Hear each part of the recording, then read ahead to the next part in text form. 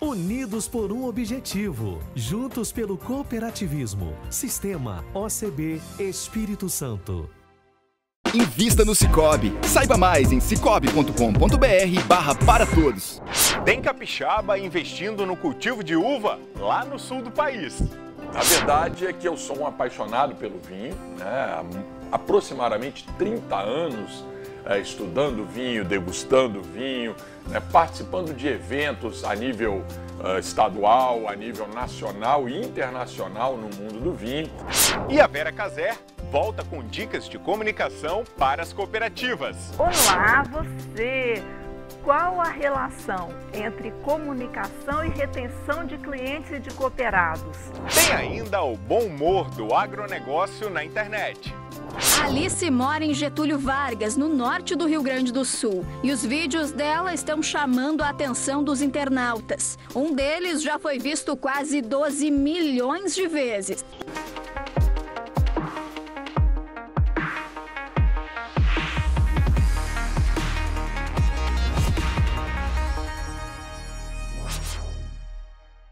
A gente começa o mundo cooperativo com um alerta para o produtor de gado. O furto de animais tem aumentado em todo o país. Com o alto valor da carne bovina, criminosos furtam e depois vendem a carne de forma clandestina. Esta imagem está cada vez mais frequente na zona rural de Itajaí. Criminosos entram nas propriedades para matar, deixando apenas a carcaça, ou para furtar os animais.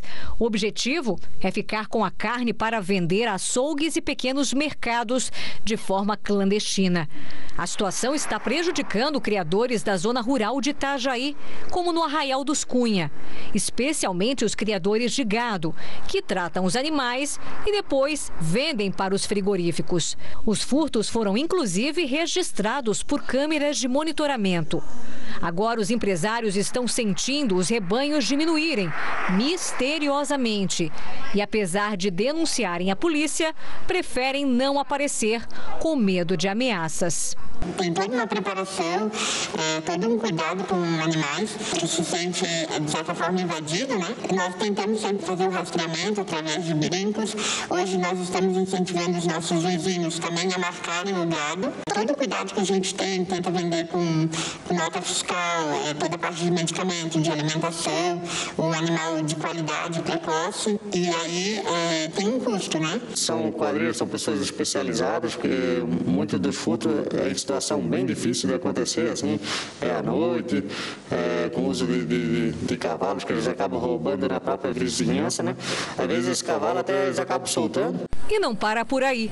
Não são só os criadores de animais que estão sendo prejudicados. Furtos também estão ocorrendo em propriedades como sítios e chácaras. No final do ano passado, eles entraram na nossa chácara e levaram as nossas ovelhas que a gente tinha ali. Em março desse ano, eles retornaram. Coçadeira, todos os equipamentos da propriedade eles levaram. Além disso, as auxílios dos nossos cavalos, de charrete, tudo que a gente tinha dentro do rancho, ele foi furtado. Na noite posterior a esse roubo, eles voltaram na sede da casa e levaram tudo daí. Aí levaram eletrodoméstico, levaram objetos pessoais, o que tinha dentro de casa, de até talheres, tudo assim. Quer dizer, onde tem oportunidade, eles vão e limpam tudo, né? Do fim de 2019 até agora foram registrados 35 casos de furtos de animais nessa região de Itajaí, no Arraial dos Cunhas. Mas esse número não representa a realidade, porque a maioria dos criadores e proprietários de chácaras e sítios acabam não registrando o boletim de ocorrência. Muitas vezes os animais são levados vivos e, em algumas situações, são abatidos no próprio local do crime.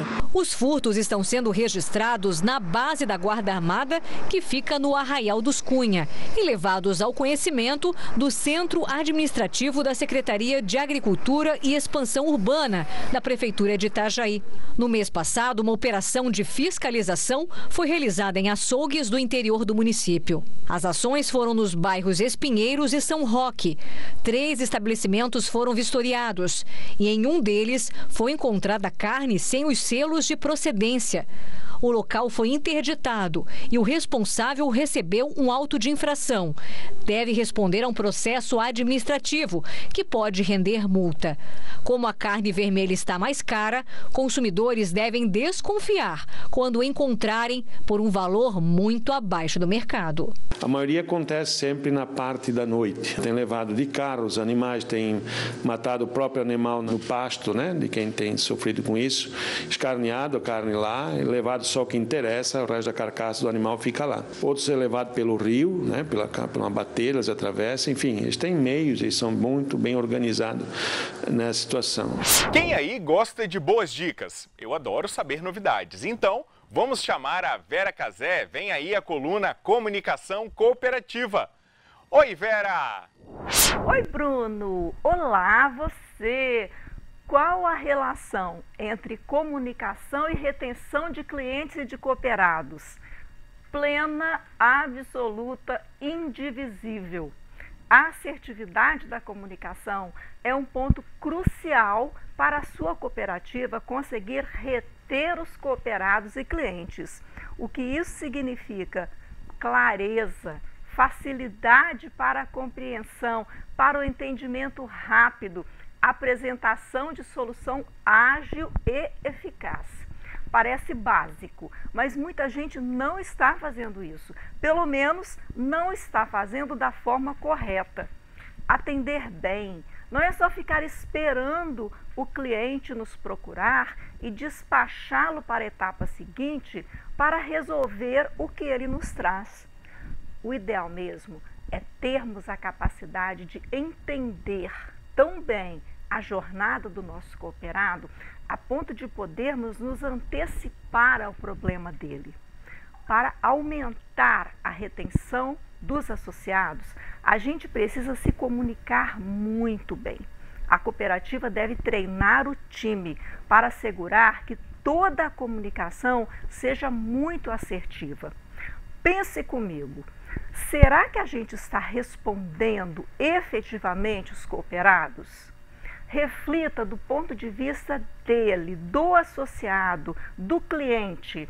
Ele enfrenta muitos problemas no seu dia a dia e quando vem falar com a gente, temos de compreender que muito provavelmente precisa resolver uma dificuldade e nos procura em busca de ajuda. Não apenas neste momento, mas principalmente nele, é vital que os profissionais estejam qualificados para se comunicar muito bem. É preciso saber mostrar para o cliente, o associado, que nós entendemos daquilo que ele precisa e que vamos dar uma boa solução para ele. Algumas vezes, o profissional que faz o atendimento dá respostas rápidas para se livrar do cliente e esta não é uma boa opção. Só responder rápido não resolve. Junte a agilidade, eficácia e assertividade. Pergunte a você mesmo, estou verdadeiramente compreendendo a dor do meu cooperado e dando a informação de que ele precisa de maneira clara, que vai solucionar o problema que ele enfrenta neste momento? Demonstre interesse, faça o atendimento claro, objetivo e transparente, compatível com o nosso propósito. Um abraço e até o próximo encontro. Valeu, Vera! Até semana que vem. Eles lidam com os problemas no campo de bom humor e compartilham os desafios da agricultura com milhares de pessoas. Foi-se o tempo em que o acesso à internet era privilégio de quem mora na cidade. Hoje, as redes sociais contribuem para popularizar a rotina no campo e vídeos divertidos mostram o dia a dia pelo interior do país. E olha, eles fazem sucesso. Alice mora em Getúlio Vargas, no norte do Rio Grande do Sul. E os vídeos dela estão chamando a atenção dos internautas. Um deles já foi visto quase 12 milhões de vezes. Ai, porque eu gosto de frio. Ah, é? Eu gosto de frio porque dorme até meio-dia, né? Vem aqui 6 horas da manhã tocar as vacas. Aí eu postei e fui pra lavoura ajudar meu pai. E de noite, quando eu cheguei, eu tinha mais de 100 mil inscritos, eu estava em 3 milhões de visualizações. Foi um choque, porque eu pensei, meu Deus, quanta gente! O Jefferson também se surpreendeu com a repercussão dos vídeos e com a resposta dos seguidores. E eu recebo mensagem do pessoal falando que depois que viram meus vídeos, ficaram com mais vontade de continuar no campo. E para mim isso é muito gratificante. O jovem agricultor tem 20 anos e mora no Paraná. Mas as histórias dele já chegaram a todos os cantos do país. De uma forma bem simples, bem descontraída, para que seja um conteúdo assim, divertido, engraçado, mas também que seja um conteúdo que eles consigam absorver alguma coisa e não apenas dar risada, né? Foi-se o tempo que o acesso à internet era privilégio de quem mora na cidade. Hoje, as redes sociais contribuem para a popularização da rotina no campo. E vídeos divertidos, mostrando o dia a dia pelo interior do país, têm feito muito sucesso nas plataformas digitais. Cada um tem um sotaque, um costume diferente. Mas na internet todos buscam o mesmo objetivo: apresentar um outro lado da vida no campo, aquele que poucos conhecem. Pensamento do dia: nada é tão ruim que não possa piorar. Eu não me considero famoso, não, tô bem longe disso, nem penso muito nessa questão de fama. Mesmo com a repercussão dos meus vídeos, eu continuo com as minhas obrigações, mas agora é uma alegria imensa para mim compartilhar a minha vida, a minha rotina e dar alegria para as pessoas, fazer todo mundo rir com os meus desabafos e com os meus sentimentos. O Mundo Cooperativo vai para um rápido intervalo. Na volta você vai conhecer um capixaba que está investindo no plantio de uva para a produção de vinho lá no sul do país. Nós voltamos já.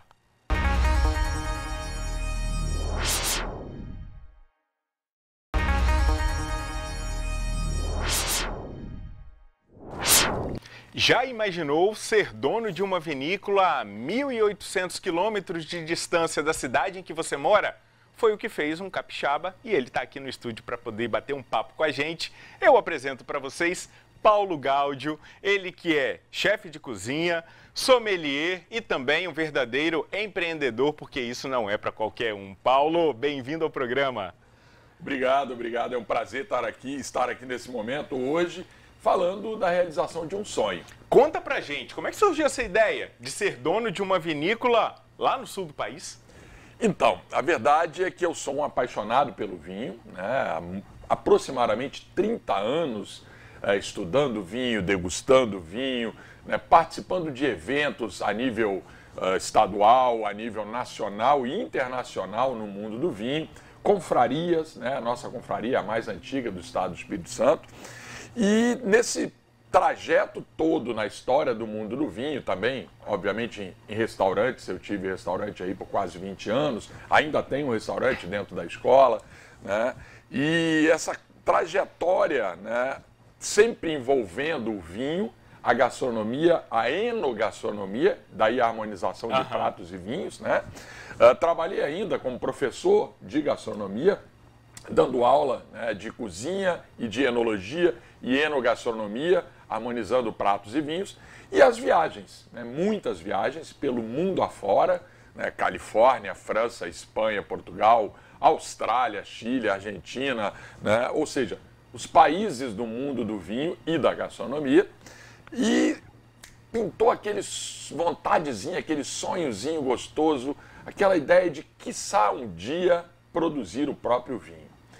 Isso surgiu aí há bastante tempo, né, quando nós estávamos com um projeto muito interessante no Chile, onde sommeliers daqui do Brasil iam para o Chile para degustar os vinhos das vinícolas, para levar ao produtor chileno qual era o gosto do capixaba e o gosto do brasileiro. Eu, no caso do capixaba, e outros sommeliers do Rio, São Paulo, Rio Grande do Sul, Brasília, BH. E aí, então, me veio aquele gostinho e aquela possibilidade de um dia ter uma vinícola. No Chile, um pouco mais complicado, um pouco mais longe. E o projeto acabou não andando, mas depois tivemos uma mesma ideia lá na Argentina, mas também acabou... Também longe. Também longe, né? E dando aula na gastronomia, eu sempre coloquei, né, para os meus alunos, quando questionado, né, a possibilidade de por que não produzir o vinho um dia. Bom, Daí eu comecei a buscar um pouco, o local um pouco mais próximo, Serra Gaúcha. E a Serra Gaúcha realmente estava crescendo muito, isso eu estou falando aí de uns 10, 15 anos atrás, e crescendo muito, cada dia mais produtores, novos produtores, cada dia vinhos melhores, isso me empolgou bastante. Só que a Serra Gaúcha começou a se tornar um pouco inviável, porque muitas pessoas apaixonadas pelo vinho e também com um sonho semelhante ao meu, começaram a se interessar também em produzir o próprio vinho. E daí começou a acontecer de os produtores, as grandes vinícolas, dar espaço, né, para aqueles que tinham interesse. Você entrava com uma quantia, um investimento, e produzia o seu vinho na vinícola X. Isso até temos famosos da televisão, né? Tem produzindo muita gente famosa dentro desse projeto. Então acabou ficando um pouco inviável também. E não era bem isso que eu queria, porque isso você ia ter um vinho seu, mas você não ia participar tão diretamente da elaboração do vinho, tomar as decisões de como fazer esse vinho e tudo mais. É isso que eu queria. Queria uma coisa mais próxima, uma proximidade maior. Foi quando, né, eu tive em 2013 na Serra Catarinense e lá eu tive a oportunidade de degustar belos vinhos e uma coisa impressionante que você vê aí, países famosos do mundo como, por exemplo, França e Itália. Muitas pessoas acham que todos os vinhos franceses e italianos são maravilhosos, só porque vêm da França ou da Itália. Não é bem assim. A grande maioria dos vinhos produzidos nesses dois maiores produtores de vinho do mundo são vinhos muito simples, né? A pirâmide, né, que indica os melhores vinhos, né, é realmente uma pirâmide. Os melhores estão ali na pontinha e a base realmente é onde tem muitos vinhos simples. E na Serra Catarinense me impressionou uma coisa. Eu não degustei vinho ruim na Serra Catarinense. O vinho básico, todos os vinhos tinham uma bela qualidade. Isso me empolgou muito, né? Além do fato da altitude. Altitude acima de 1.000 metros, que propicia, né, a produção de uma uva melhor, porque as estações do ano são mais bem definidas, né? E o inverno tem um friozinho um pouquinho mais rigoroso. A primavera é fresca, mas com a noite fria. E isso é muito bom, né? Um dia com ensolarado, com noite fria, para a videira é ótimo. E daí que surgiu que um aluno, um ex-aluno, comentou comigo de um sobrinho que estava estudando enologia lá no IFSC, né, que é o Instituto Federal de Santa Catarina, na cidade de Urupema. Que eu tinha ido à Serra Catarinense, mas não conhecia ainda a cidade de Urupema. Urupema é aquela cidade mais fria do Brasil. Exatamente, a cidade mais fria do Brasil. Eu tinha ido em São Joaquim, Urubici, mas não tinha ido a Urupema. E dá para produzir vinho nessa época por conta desse frio, da geada, da neve? Olha só que isso é fundamental, sabia? Isso é muito bom para o vinho. Por quê? Porque esse período de inverno é o período que a videira, né, as videiras estão em hibernação.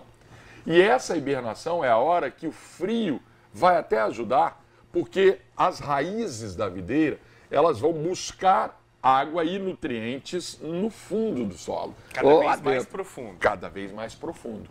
Isso ajuda porque vai trazer bastante nutriente no verão. Na primavera virão os brotos e depois os frutos, e aí no verão teremos um produto de alta qualidade. O Gáudio, é fácil ser produtor de uva? Uma coisa é ser sommelier, outra coisa é ser produtor de uva. Essa pergunta é fantástica, maravilhosa essa pergunta. Porque as pessoas acham assim, produzir vinho não deve ser tão difícil. Realmente, se você quiser produzir um vinho quaisquer, um vinho simplório, um vinho corriqueiro do dia a dia, qualquer um pode produzir. É só pegar uma uva, botar para fermentar, fermentou, é vinho, né? Teoricamente, né? E realmente, né, isso foi o meu grande desafio. O grande desafio foi esse. Ser sommelier é uma coisa. Virar produtor é outra, né? Completamente diferente. Degustar vinho, analisar vinho, tal, dar aulas, dar consultorias, trabalho, é uma coisa. Produtor é outra coisa. Você ir para o campo, né? Você vivenciar toda a trajetória da videira, períodos de poda, né? Indução de galhos, de ramos, tal, né? Tem a parte de pulverização, que é importante, é necessário você fazer, né? Adubação do solo, ou seja, todo detalhe de uma vida, que a videira ela tem uma vida, né? Ela tem um ciclo que é anual, né? De hibernação, floração, frutificação. Então, isso é extremamente complicado. E qual é a variedade que você está plantando lá? Bom, para esse trabalho, né, nós temos um agrônomo, e esse agrônomo é fundamental. E o que acontece é que esse agrônomo hoje, né, me dá todas as orientações de quais são as variedades que se adaptam melhor. Então, para que todos possam entender, nós compramos uma propriedade, mas ainda não plantamos nessa propriedade.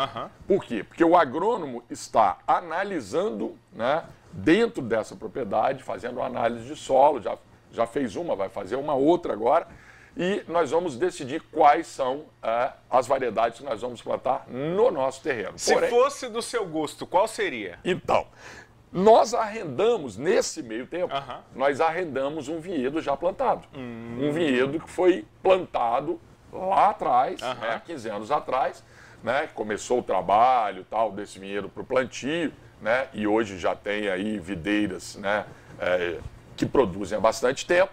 Então nós arrendamos esse vinhedo e as uvas, todo o trabalho é feito por nós, né, o agrônomo, mais funcionário e nós, e já tem plantado as variedades Cabernet Sauvignon, Merlot e Malbec, as 3 tintas, e Chardonnay e Sauvignon Blanc brancas. E com o estudo desse vinhedo, que é próximo ao nosso terreno, coisa de 30 quilômetros, né, nós estamos avaliando quais são as videiras que nós vamos plantar. Já existem 4 que nós sabemos que vamos plantar, porque são uvas cepas que eu gosto muito e que nós sabemos que se adaptaram muito bem à Serra Catarinense, que são as tintas Malbec, Cabernet Franc e as brancas Sauvignon Blanc, que a Serra Catarinense produz excepcionais vinhos dessa uva, tá? E uma italiana pouco conhecida aqui, mas que é espetacular, chamada Ribolla Gialla. Vamos fazer o seguinte, então. Nosso tempo está acabando. O bate-papo está muito bom. Eu não quero desperdiçar o bate-papo. Já vou convidar o Paulo Gaudi para poder voltar na semana que vem, mas agora ele não vai mais contar a história do capixaba que decidiu plantar uva lá no Rio Grande do Sul. Ele vai ensinar para a gente um pouquinho como harmonizar os vinhos. Pode ser? Pode, combinado? Claro, vai ser um prazer. Tá bom. Então, semana que vem, Gaudi, você volta, vai ser muito bem recebido aqui no nosso programa para a gente falar sobre harmonização de vinhos. Combinado? Combinadíssimo. Então tá bom. O Mundo Cooperativo de hoje fica por aqui. Para você rever o nosso programa, você já sabe. É só acessar o portal Sinoticias em sinoticias.com.br. Muito obrigado pela sua companhia e até o nosso próximo encontro. Até lá. Tchau.